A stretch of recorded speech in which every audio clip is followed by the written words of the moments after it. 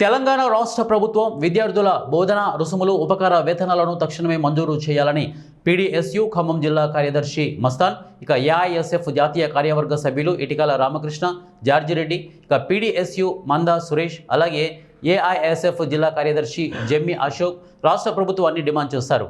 స్థానిక పీడీఎస్యు జిల్లా కార్యాలయంలో ఏర్పాటు చేసిన విలేకరుల సమావేశంలో వారు మాట్లాడుతూ, గత 4 ఏళ్లుగా ఫీజు రియంబర్స్మెంట్, ఉపకార వేతనాలను ప్రభుత్వం విడుదల చేయలేదని, ప్రభుత్వం మారినా పాలన మాత్రం అలానే ఉందని వారు నిరాశను వ్యక్తం చేశారు. విద్యార్థుల పట్ల వివక్ష చూపిన ప్రభుత్వాలు మనుగడ సాధించలేవని వారు పేర్కొన్నారు. ఇక రాష్ట్ర వ్యాప్తంగా ఫీజు రియంబర్స్మెంట్, స్కాలర్షిప్స్ బకాయిలు 10,300 కోట్ల రూపాయలు ఉండడంతో ప్రైవేటు విద్యా సంస్థల యాజమాన్యాలు పలుమార్లు నిరవధిక బంద్ నిర్వహించినా ప్రభుత్వం నుండి ఎటువంటి స్పందన లేదని వారు విమర్శించారు. ప్రభుత్వం పేద విద్యార్థుల పట్ల సవతి తల్లి ప్రేమను కనబరుస్తోందని వారు తెలియజేశారు. గత 4 ఏళ్లుగా పెండింగ్లో ఉన్న ఫీజు రియంబర్స్మెంట్, స్కాలర్షిప్స్ విడుదల చేయకపోవడంతో విద్యార్థులు తీవ్ర ఇబ్బందులకు గురవుతున్నారని అన్నారు. కాంగ్రెస్ ప్రభుత్వం ఫీజు రియంబర్స్మెంట్ ఇవ్వకపోవడంతో విద్యార్థుల భవిష్యత్తు ప్రశ్నార్థకంగా మారిందన్నారు. ఎస్సీ, ఎస్టీ, బీసీ, మైనార్టీ వర్గాలకు చెందిన విద్యార్థులు ఎక్కువ శాతం ఫీజు రియంబర్స్మెంట్పై ఆధారపడి చదువుకుంటున్నారని అన్నారు. గత 4 ఏళ్లుగా లక్షల సంఖ్యలో బీటెక్, డిగ్రీ విద్య, వైద్యం, అలాగే ప్రొఫెషనల్ కోర్సులు కొనసాగిస్తున్నారని అన్నారు.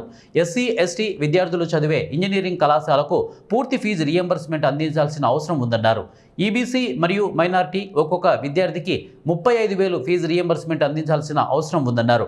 డిగ్రీ విద్యార్థులకు ఒక్కొక్క విద్యార్థికి సుమారుగా 18,000 నుంచి 35,000 వరకు అందించాల్సిన అవసరం ఉందన్నారు.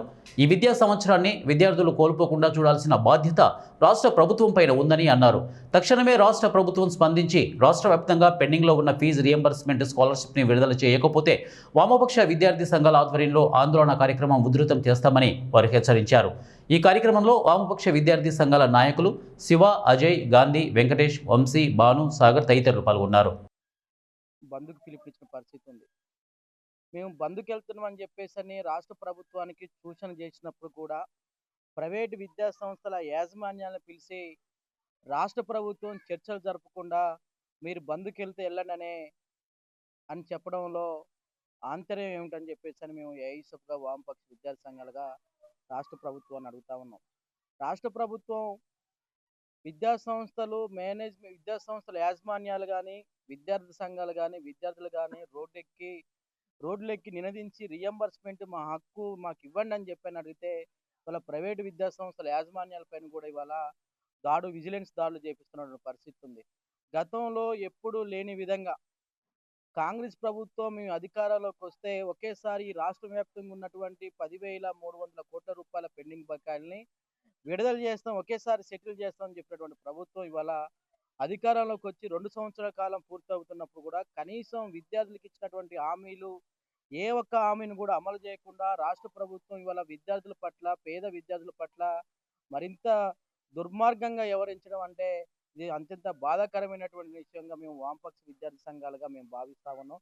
తక్షణమే రాష్ట్ర ప్రభుత్వం స్పందించాలి.